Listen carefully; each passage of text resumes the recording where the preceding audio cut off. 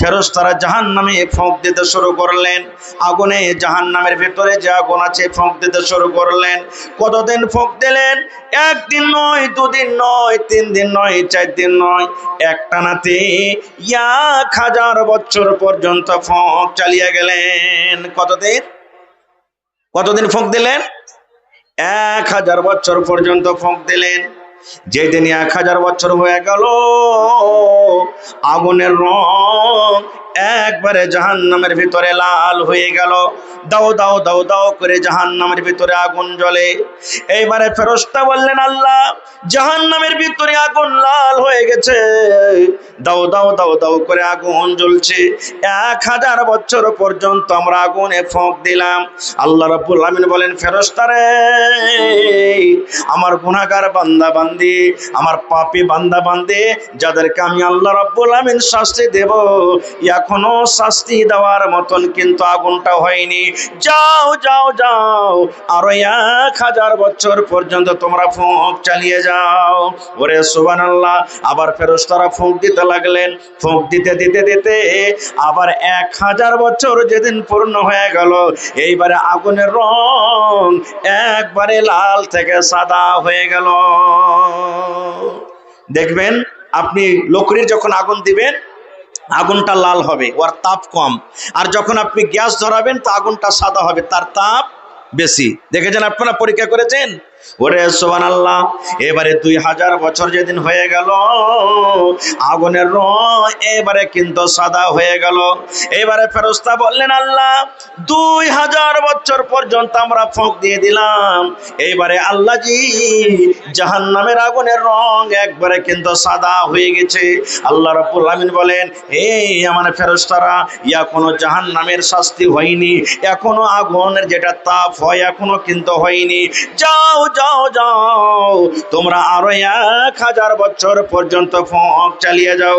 এবারে কিন্তু ফেরেশতারা আবার ফোঁক দিতে লাগলেন। ফোঁক দিতে দিতে দিতে আবার 1000 বছর, মানে যেদিন 3000 বছর হয়ে গেল, এইবারে আগুনের রং যেমন রাত কালো হয়, ঘুট ঘুট ঘুট ঘুট করে, দেখা কিছু যায় না, এই মতো আগুনের রং জাহান্নামের ভিতরে আন্ধার রাতের মতন কালো হয়ে গেল। তাইলে প্রথম 1000 বছরে লাল রং হয়েছে, দ্বিতীয় 1000 বছর ফোঁক দিলেন, আগুনের রং সাদা হয়ে গেল। এবার তৃতীয় 1 বছরে, ওরে 1000 বছরে আগুনের রং কিন্তু কালো হয়ে গেল। আল্লাহ রাব্বুল আমিন এই ইমানদার বান্দা বান্দীদেরকে কত ভালোবাসেন, এই ইমানদার বান্দা বান্দীদের প্রতি কত মায়া দয়া। আল্লাহ রাব্বুল আমিন বলেন, এই আমার বান্দা বান্দীরা শোনো, তুমি এবং তোমার পরিবারকে ওই জাহান্নামের আগুন থেকে বাঁচিয়ে নাও। ভাই, টাইম খুব শর্টে কথা বলবো আমি। কেমন করে জাহান্নাম থেকে বাঁচাবো? ছেলে মেয়েকে জাহান্নাম থেকে বাঁচার আগে আল্লাহ বলছেন, প্রথমে নিজে বাঁচো, প্রথমে নিজে বাঁচো, তারপরে 2 নম্বর বলছেন তোমার ছেলে মেয়েরাকে জাহান্নাম থেকে বাঁচাও, আহলে আয়ালকে বাঁচাও। নিজে কি জাহান্নাম থেকে বাঁচতে পারছি? কেমন করে জাহান্নামে বাঁচবো? কারণ আমি যদি নেককার হই, আমার স্ত্রী যদি নেককার হয়, আমি যদি দিনদার হই, আমার স্ত্রী যদি দিনদার হয়, আপনি যদি নেককার হন, আপনার বিবি যদি নেককার হয়, তাহলে অবশ্যই ছেলে মেয়েরা দিনদার হবে, দিনদার হবে। কিন্তু আমরা তো প্রথমে নিজেই বাঁচতে পারি না, তো কেমন করে ছেলে মেয়েদেরকে বাঁচাবো? শর্টে কথা বলছি। আচ্ছা বলেন তো, যখন আমরা বড় হলাম, আমাদের যখন বিয়ের বয়স হলো, বিয়ে করব, বিয়ের টাইমে আমরা কোন ধরনের মেয়ে ছেলে বাড়িতে নিয়ে আসি? এবং সাথে সাথে একটা প্রশ্ন আর করি, আপনাদের এলাকাতে যখন ছেলে মেয়েদের যখন বিবাহ শাদী হয়, ওই টাইমে শ্বশুরের বাড়ি থেকে, শ্বশুরের কাছ থেকে গাড়ি বা টাকা লেওয়া দেওয়া হয় ভাই? এগুলো জোরে বলেন হয়? একটু জোরে বলেন হয়? এখানে তো শরীয়তকে খাট্টা করে দিলাম, এখানে তো দিনটাকে আমরা মার্ডার করে দিলাম। নবীর হাদিস কি আছে? আল্লাহ রাসূল বলেছেন, তুনকাহুল মারআতু লিআরবাইন, হে আমার উম্মতেরা তোমরা শুনো রে, মানুষেরা বিয়ে করে সাধারণ চারটা জিনিস দেখে মানুষেরা, মানে আমরা যে বিয়ে শাদী করি, নিজে বিয়ে করে বেটার বিয়ে দিই, নাতির বিয়ে দিই, ভাতিজা ভাতিজের বিয়ে দিই। নবী বলেছেন মানুষেরা চারখানা জিনিস দেখে। চারটা জিনিসের মধ্যে প্রথম মানুষেরা দেখে লে মালে হা, আমরা যাকে বিয়ে করব দেখো তার কাছে মাল আছে কিনা, তার বাবার কাছে মাল আছে কিনা, ওর বাবার জমি জায়গা আছে কিনা, ওর বাবার ভালো বাড়ি আছে কিনা, ওর বাবার কাছে টাকা আছে কিনা। প্রথমে আমরা মাল দেখি। বলেন দেখি না? দেখি না? জোরে বলেন দেখি কি দেখি না? মাল দেখি। কেন মাল দেখি? বড় বাড়ি আছে বে, বড় বাড়িতে যদি ঢুকবি তো বেশি বেশি করে মাল পাবি, এই কারণে আমরা মাল দেখি। 2 নম্বরে ওয়ালে হাসাবে হা, খানদান দেখি, বংশ দেখি। আবে গাঁ ঘরে একটা কুটুমগালা কর না, দরকার হইতে গেলে লাঠির দরকার হইতে গেলে 5 ঘন্টা লাঠি দাঁড়িয়ে যাবে নিয়ে মায়েরা সাটিয়া লাল করে দেবো একবারে, যে আগে আসবে। এই দেখেন আমরা খানদান দেখি। 3 নম্বরে নবী বলেছেন বলে জামালে হা, বিয়ে করব সেই নারী, সে মেয়েটা, সে বেটি ছেলেটা সুন্দর হওয়া চাই। দেখি কি দেখি না? টাকাও নিব, গাড়িও নিব, বাড়িয়ে নিব, আর লাখ মুখ চাপটা চেপটে নেব না, একবারে হিরোইনের মতন খুব সুন্দর নেব। আমরা সৌন্দর্য দেখি। তারপরে রাসূল বলেছেন 4 নম্বরে বলে দিনে হা, হে আমার উম্মত তোমরা দিনদারি দেখো, যে মেয়েটার মধ্যে দিনদারি আছে কিনা। তাহলে 1 নম্বর হলো মাল, 2 নম্বর দেখি আমরা বংশ, 3 নম্বর সৌন্দর্য, 4 নম্বর দেখি আমরা দিনদারি। এবার বলবেন মাওলানা 4টার মধ্যে কোনো মেয়ে ছেলের মধ্যে হঠাৎ করে কিন্তু পাওয়া যাবে না, একই সঙ্গে 4টা গুণওয়ালী মেয়ে পাওয়া খুব কঠিন, খুব মুশকিল। যদি মেয়েটা দিনদারি হয়, হয়তো গরিব আছে, মেয়েটা যদি দেখতে সুন্দর হয়, হয়তো তার কাছে মাল নাই, কিংবা দেখতে যদি সুন্দর না হয়, হয়তো পড়ালেখা জানে না, কোন একটা জিনিস কমই থাকবে, 4খান গুণ কিন্তু পাওয়া যাবে না।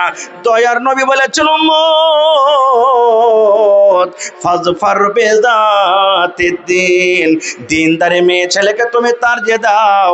4খানার মধ্যে যদি তার বাবার কাছে মাল না থাকে তো চলবে, বাবা যদি গরিব হয় তাও চলবে, মেয়েটার কাছে মাল না থাকে তো চলবে, 2 নম্বরে বংশ যদি বড় না থাকে তো চলবে, 3 নম্বরে যদি দেখতে সৌন্দর্য না হয় তো চলবে রে, লাখ মোটা আছে চলবে, চোখ বড় আছে চলবে, দেখতে কালো আছে চলবে।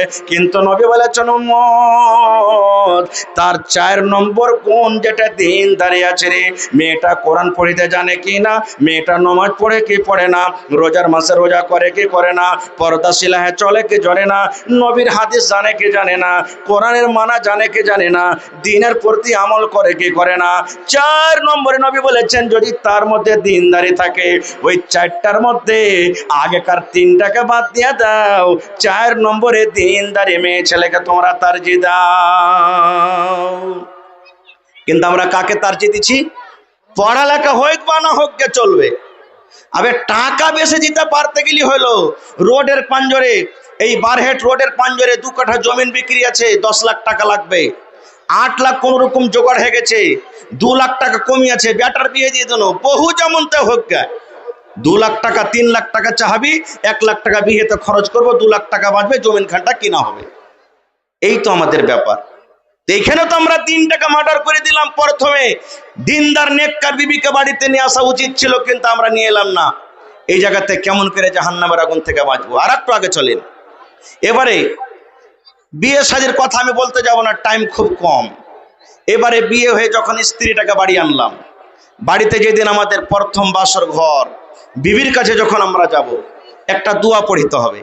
কি দোয়া?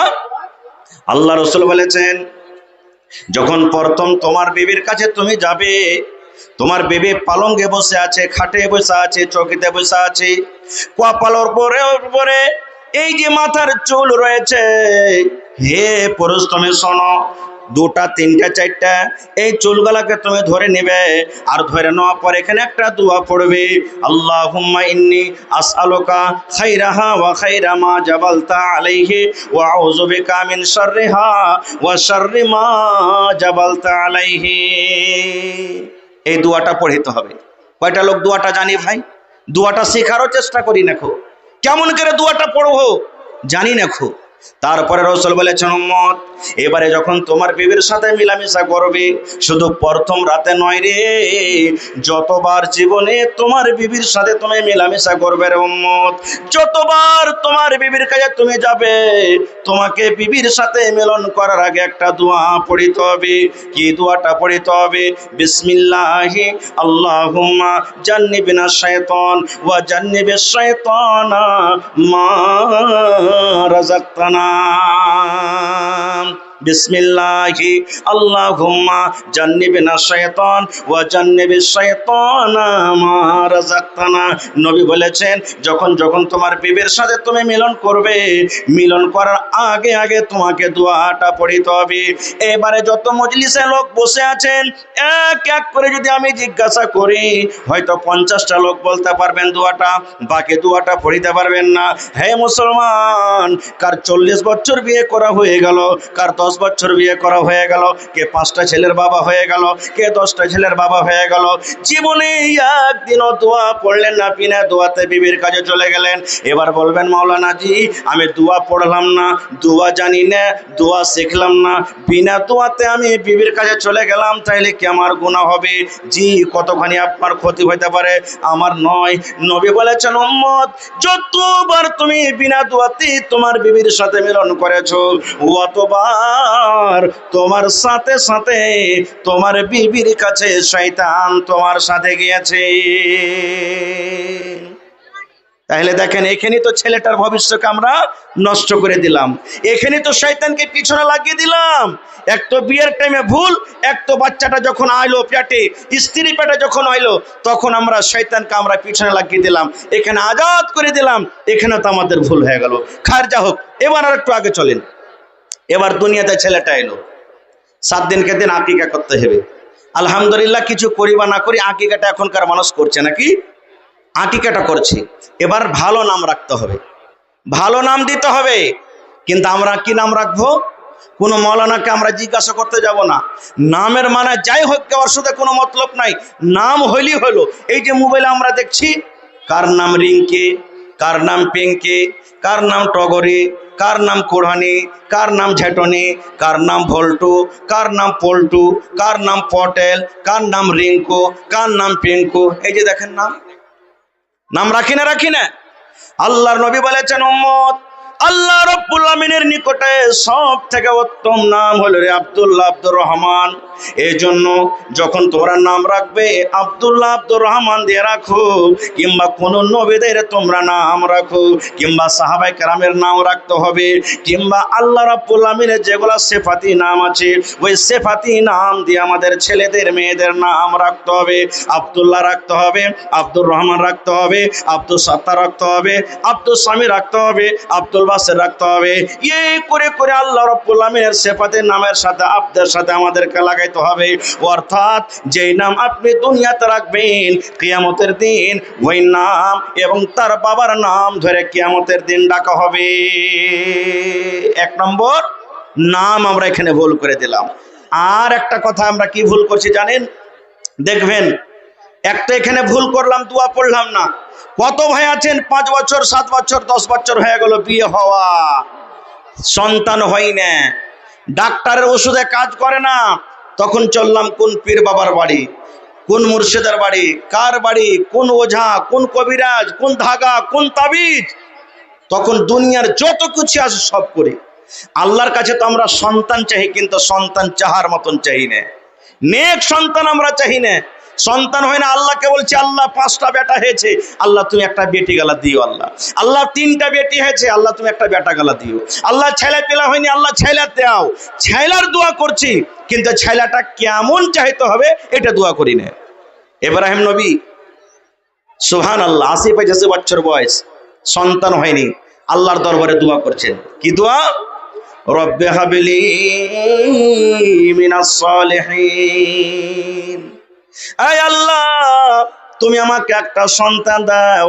শুধু সন্তান দিও না আল্লাহ, যে সেই সন্তান যেন সালেহ হয়, সেই সন্তান যেন নেককার হয়, সেই সন্তান যেন আল্লাহ রাব্বুল আমিন দিনদার হয়, সেই সন্তান যেন আমার গায়ের সালেহ না হয়।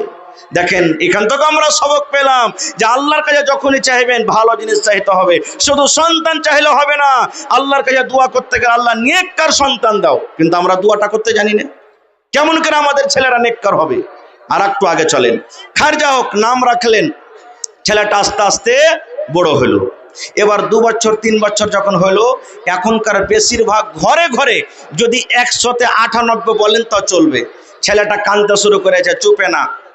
কি দিয়ে চুপাইবে? মার দুধ খাওয়া চুপে না। এই যে পকেটে বড় বড় কুকুরের ছা মোবাইল গাল আমাদের আছে, দিয়ে দিলাম, এই বেটা দেখ দেখ দেখ দেখ, ওরে আল্লাহ দেখ কত সুন্দর রে বেটা, দেখ দেখ কত ভালো করে নাচছে। একদিন 2 দিন 5 দিন দেখতে দেখতে ছেলেটা যখন ওই দেখার পর কিছু 2-4টা কথা শিখে নিয়েছে, তখন আমরা মা বাবা গর্ব করে কি বলবো? আরে বুবু, আমার বেটা কিংবা বেটিটার মাথা খুবই টেক্কা রে বুবু, খুবই ভালো, এত তেজ, যা শুনছে তাই শিখে নিছে, যা শুনছে তাই শিখে নিছে। ভাই এই যে ছেলেটার ভবিষ্যৎ নষ্ট যে আপনি করে দিলেন, আমি আপনি জীবনটাকে নষ্ট করেছি, এবার ছেলেটার পিছনে ভেড়ে গেছি। আর একটু আগে চলেন। আল্লাহ রাসূল বলেছেন, হে আমার উম্মতেরা, যখন তোমাদের বেটা বেটে, তখন তোমাদের ছেলে মেয়ের বয়স 7 বছরকার যখন হয়ে যাবে, তাকে তুমি নামাজের ট্রেনিং দাও, ওযু কেমন করে করতে হবে ওযু করা শিখিয়ে দাও, মসজিদের ভিতরে নিয়ে চলে যাও, বায়াত বানি তুমি শিখিয়ে দাও, সিজদা করার দোয়া শিখিয়ে দাও। দয়ার নবী বলেছেন 7 থেকে শুরু করে 10 বছর পর্যন্ত, 3 বছর পর্যন্ত তাকে তুমি শেখাও। এবার নবী বলেছেন, উম্মত, যেই দিন 10 বছর হয়ে যাবে রে, 10 বছরকার পরে যদি তোমার ছেলেটা কথা না মানে, তোমার বেটা যদি নামাজ না পড়ে, তোমার বেটি যদি নামাজ না পড়ে, নবী বলেন তাকে তুমি মারো, আর মারার পর তুমি মসজিদের ভিতরে নিয়ে যাও। কেমন করে মারবো জি ভাই? নিজে তো নামাজ পড়ি না, মসজিদ নিজে চিনি না, কেমন করে মসজিদে নিয়ে যাব? নিজে মসজিদ চিনি না, কেমন করে মসজিদের ভিতরে নিয়ে যাব? আল্লাহুস সামাদ। আজকে আমাদের সমাজে এত খারাপ হয়েছে, মোবাইল দেখে, টিভি দেখে, ভিডিও দেখে। এই যে দেখুন, মামা বাড়িতে এসেছে, নানা এসেছেন, দাদু এসেছেন, নানি এসেছেন, যখন বিদায় হয়ে চলে যাবেন তখন সালাম দিতে হবে নাকি?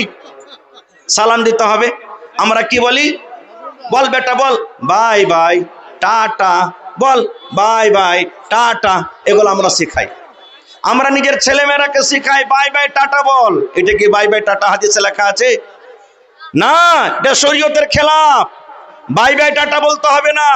এই যে দেখেন, শরীয়তকে ছেড়ে দুনিয়াদারিতে আমরা ফেসে গেছি। এখানে আপনাকে সালাম শেখাইতে হবে। বেটারে, তুমি তোমার নানুকে, তোমার নানিকে, তোমার মামাকে বলো আসসালামু আলাইকুম ওয়া রাহমাতুল্লাহ। এই জায়গাতে এটা না বলে বাই বাই টাটা। কত ভাই জানেন বিড়ি খাই?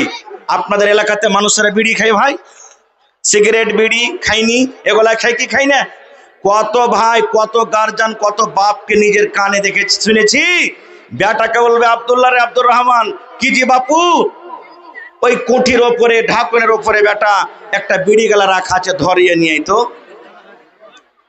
বেটারে, ওই খাইনি রাখা আছে, বলছে আব্বাজি খাইনি নাই, বলে তোর বড় ভাই কি নাই রে, তোর বড় ভাইয়ের কাছে চাহা না, ওই বড় ভাইয়ের কাছ থেকে চেহে তাকে খাইনি বানিয়ে দেবে। বলেন ভাই, নবী বলেছেন 7 বছরে মসজিদ নিয়ে যাও। আর আমি ওকে খেয়ে আর বিড়ির যে আমি ট্রেনিং দিচ্ছি, এই ছেলেটা যখন বড় হবে তখন তো ও বলবে, আরে আমার বাপ তো আমাকে বিড়ি ধরাইতে বলেছে, আমার সিগারেট ধরাইতে বলেছে, আমাকে খাইনি ধরাইতে বলেছে, তো মনে হয় আমিও যখন বড় হব তো এগুলা মনে হয় আমার ছেলেরাকে, আমার মেয়েরাকে এগুলা মনে হয় কাজ বলতে হবে। বলেন, এই ছেলেটার জীবন নষ্ট কে করলে? আপনি করেছেন। আর একটা কথা কি, আল্লাহর রহমতে, আল্লাহর দয়াতে বাস আমার টাইম শেষ হয়ে গেছে ভাই। 1-2টা কথা আর বলবো। এখন তো আল্লাহর রহমতে মেলে ঘরে ঘরে মানুষের ইলম শিখে। আপনাদের এলাকাতে আছে কিনা বলতে পারবো না। আমাদের এলাকাতে আমাদের মাচা ছিঁড়ে যখন 5 বছর 6 বছর বয়স, 4 বছর 3 বছর বয়স, রাইতে যখন পেশাব করতে উঠালছে, বাহিরে আইগনেতে গলিতে ঘুম হালাতে চোখ ঢোলমোল করছে, বিছানে যেন পেশাব না করে দেয়, মা বলতেন, দাদি বলতেন, কি বল না রে বল, কি বল? দোয়া শিখাইতেন। 1 বাত্তা 2 বাত্তা 3 বাত্তা, ঘর সত্তা বাহির মত্তা, দোয়া এগুলো 1 বাত্তা 2 বাত্তা 3 বাত্তা, ঘর সত্তা বাহির মত্তা। মায়েরা একটা দোয়া শেখাইতেন, কেন শেখাতেন? এই দোয়াটা পড়িতে গেলে বিছানায় পেশাব করবে না। আচ্ছা বলেন তো, এটা কি পেশাব পায়খানা করার দোয়া? ওই যদি মা পড়ালেখা হতো তাহলে এই দোয়াটা শেখাতেন। নবী বলেছেন, উম্মত যখন তুমি পেশাব পায়খানা করতে যাবে তখন এই দোয়াটা পড়বে, বিসমিল্লাহি আল্লাহুম্মা ইন্নী আউযু বিকা মিনাল খুবুসি ওয়াল খাবাইস। এই দোয়া শেখাতেন। একবার তা দুবার তা শেখাতক না। ভাই ভাই মুসলমান, আমার সময় শেষ হয়ে গেছে। ভাইরে, আল্লাহ যদি হায়াতে রাখেন আবার এই বিষয় নিয়ে কোনো দিন আলোচনা করব। তবে শেষ পায়গাম, শেষ মেসেজ আপনাদেরকে আজকে আমি দিয়ে যাই। আল্লাহ তাবারাক ওয়া তাআলা জাহান্নামের আগুন থেকে আমাদেরকে বাঁচতে বলেছেন। শুধু আমাদেরকে বলেননি, আমাদের ছেলে মেয়ে, মা বাপ, বিবি বাচ্চা, সমস্ত আত্মীয় স্বজনকে বাঁচতে বলেছেন। ভাই জাহান্নাম থেকে বাঁচবো কি করে? তাহলে আমরা জাহান্নাম থেকে বাঁচবো কি করে? জাহান্নাম থেকে কিভাবে বাঁচতে হবে? জাহান্নাম থেকে বাঁচার রাস্তা কি? এই যে আমাদেরকে মাদ্রাসাতে পড়ালেখা করতে হবে, প্রথমে শরীয়ত জানতে হবে, দিন জানতে হবে। এটা মনে করেন আমি বুড়িয়ে গেছি, আমি শিখতে পারিনি, কোনো কারণে জানতে পারিনি, কিন্তু আমাদের ছেলে মেয়েরা আছে, ছোট ছোট বাচ্চা আছে, বেটা বেটিরা আছে, এরাকে শিখাবো নবীর তারিকা মতন জীবনটা যেন কাটতে পারে। এতটুকু আমরা শিখাবো, দিন শিখাবো, শরীয়ত শিখাবো, কোরআন শিখাবো, যেন তারা ভালো আমল, নেক আমল করে আল্লাহ তাবারাক ওয়া তাআলা জাহান্নাম থেকে বাঁচতে পারে। আল্লাহ যেন আমাদেরকে ওই জাহান্নামের ভয়াবহ আযাব এবং জাহান্নামের আগুন থেকে, আযাব থেকে যেন আল্লাহ তাবারাক ওয়া তাআলা আমাদেরকে কিয়ামতের দিন বাঁচিয়েলেন। পড়ুন আল্লাহুম্মা আমিন। এবং আল্লাহ তাবারাক ওয়া তাআলা যেন আমাদের ছেলে মেয়েদেরকে আল্লাহ তাবারাক ওয়া তাআলা জাহান্নামের আগুন থেকে বাঁচিয়েলেন। পড়ুন আল্লাহুম্মা আমিন। রব্বানা তাকাব্বাল মিন্না ইন্নাকা আনতাস সামিউল আলিম। আমিন। আসসালামু আলাইকুম ওয়া রাহমাতুল্লাহি ওয়া বারাকাতুহু।